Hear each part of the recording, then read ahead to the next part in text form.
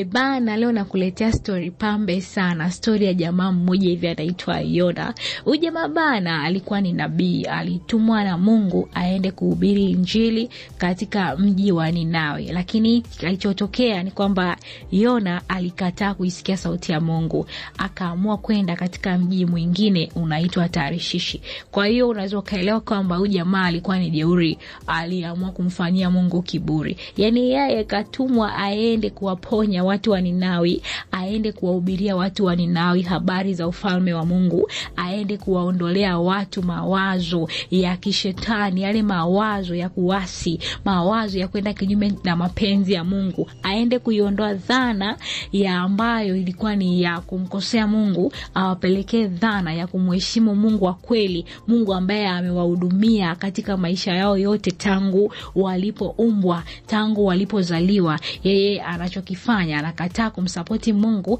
anaamua kwenda kufanya mambo yake. Sasa iko hivi, jamaa huyu bwana baada ya kukataa kwenda katika mji wa Ninawi, Mungu alichokifanya, aliamua kutengeneza samaki ili ammeze. Kwa wale ambao wamesoma katika kitabu cha Yona wanaweza kaelewa hii story ninayoisimulia inakuwa na maana gani. Sasa kabla sijakupa story ya Yona na story ya huyu samaki, nilikuwa nataka nielezee kidogo habari ya mji wa Ninawi. Kwa wale ambao wamenifuatilia katika ukurasa wangu wa Facebook nilipokuwa nasimulia ile habari ya gharika ya Nuhu, utaona kuna mahali nimezungumzia issue ya mji wa Ninawi, na kuna sehemu pia nimezungumzia issue ya mji wa Babel, na kuna sehemu pia nimezungumzia habari ya mtu mmoja hivi maarufu sana na hodari wa kuwinda anaitwa Nimrod. Sasa kwa wale ambao wamesikiliza vizuri katika stories za nyuma, na wale ambao wamefuatilia vizuri katika simulizi ambayo nimeisimulia katika ukurasa wangu wa Facebook, ule ukurasa unaokwenda kwa jina la Start to Dare, nimesimulia ya kwamba Nimrod alikuwa ni mtoto mmoja wapo wa Nuhu. Nilielezea kwamba Nuhu wakati anaingia katika safina alipewa maelekezo na Mungu aingie na mke wake na watoto wake 3 pamoja na wakwe zake. Kwa hiyo Nuhu alikuwa na watoto wa kiume 3.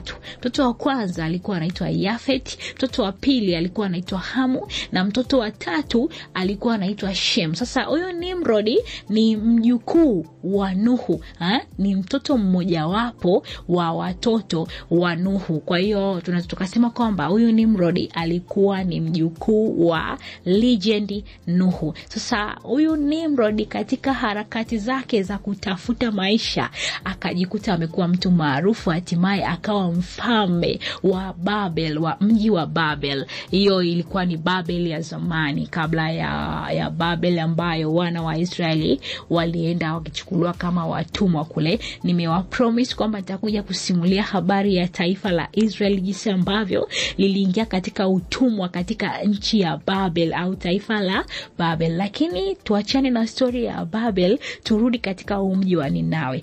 Mji wa Ninawi bwana ulikuwa ni mji wa kibiashara. Unaambiwa mji wowote ukishakuwa ni mji wa kibiashara lazima uwe na muingiliano wa watu, na sehemu yoyote penye muingiliano wa watu kunakuwa na tamaduni nyingi sana. Maana yake kutakuwa na watu wanaingia na kutoka, kunakuwa na wageni ambao wanaingia na wengine wanatoka. Kwa hiyo tamaduni, mila na desturi zinakuwa mpya kila kukicha. Yani kunakuwa na breaking news za kila kukicha, kunakuwa na breaking news, mambo ni mapya yanatokea katika hilo eneo. Sasa katika mji wa Ninawi, kwa sababu kulikuwa kuna mwingiliano wa watu walianza kuasi, watu walikengeuka, watu walifanya matukio ambayo Mungu aliposhuka kutazama akasema hapana, hao watu ninawapoteza. Yani pamoja na kwamba nimeruhusu gharika imetokea, pamoja na kwamba kuna watu ambao nilisababisha wakafa katika ile gharika, maana yake niliwaadhibu kupitia maji, hawakumbuki kwamba kuna kitu nilikifanya huko nyuma, bado wananikosea,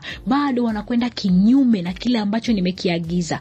Mungu alichokifanya, akaamua kumtafuta huyu jamaa anaitwa Yona, kwa sababu Yona alikuwa ni nabii. Sasa akaamua amtume aende katika ule mji wa Ninawi ili aweze kuwageuza watu, aweze kuwaondolea watu ile dhana ya kumkosoa Mungu, dhana ya kwenda kinyume na mapenzi ya Mungu, dhana ya kufanya yale mapenzi ya shetani. Sasa Sasa Yona bwana, yeye alichokifanya akaona, Mungu bwana, mimi na mambo mengi ya kufanya. Kwanza kuna mji mmoja ambao sijawahi kufika. Hii ni wafikie wale wote ambao wana wito ndani yao. Yani Mungu ameweka wito ndani yao.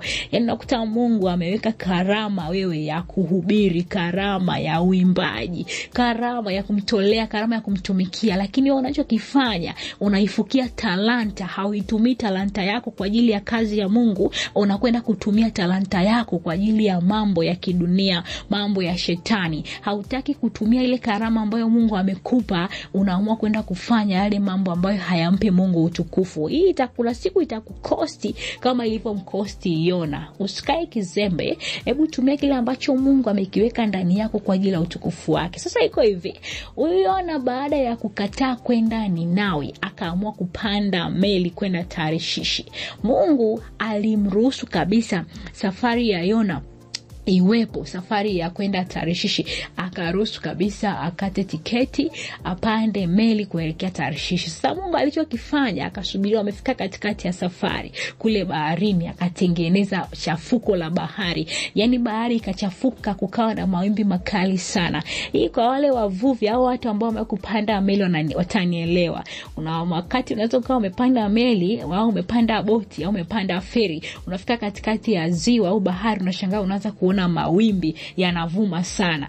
Kuna wengine mpaka huwa wanatapika, yani kunakuwa na hofu ya hali ya juu. Sasa unaweza kaelewa kama wewe ambao umesha kupanda meli au feri, unaweza kaelewa kukiwaga na machafuko huko baharini au kwenye ziwa, huwa unajisikiaje? Sasa unaambiwa hii meli ilipofika katikati, bahari ikaanza kuchafuka, meli ikaanza kuyumba sana, ikataka kuzama. Sasa wale watu wakaulizana, inakuaje? Mbona kama meli inataka kuzama, kuna nini? Sasa unaambiwa Yona, yeye kwa sababu alikuwa ni nabii, kuna namna ambavyo Mungu alisema naye, akaelewa kwamba hii vita ni ya kwangu na Mungu. Kuna namna ambavyo nimekengeuka, kuna namna ambavyo sijaitii sauti ya Mungu. Sasa Mungu ameamua kunifuatilia, anataka kuniadhibu. Sasa tuachane na story hiyo, nilikuwa nataka nikupe kipande cha story ya huyu samaki ambaye alimmeza Yona. Mimi nilikuwa natafakari sana, hivi inakuaje samaki anameza mtu, alafu samaki bwana anashindwa kumengenya,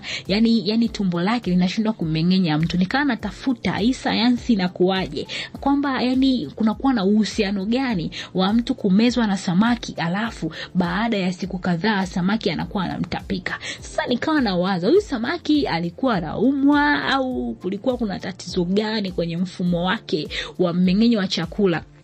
Yani inakuaje samaki anameza mtu alafu anashindwa kummeng'enya? Maana yake nilitegemea kwamba baada ya Yona kumezwa na yule samaki angemeng'enywa kama chakula kule tumboni. Sasa inakuaje Yona anakaa baada ya siku 3 samaki anaenda kumcheua, anaenda kumtapika pembeni ya bahari? Sasa nikatafuta character, sifa za huyu samaki, kwamba alikuwa ni samaki wa aina gani.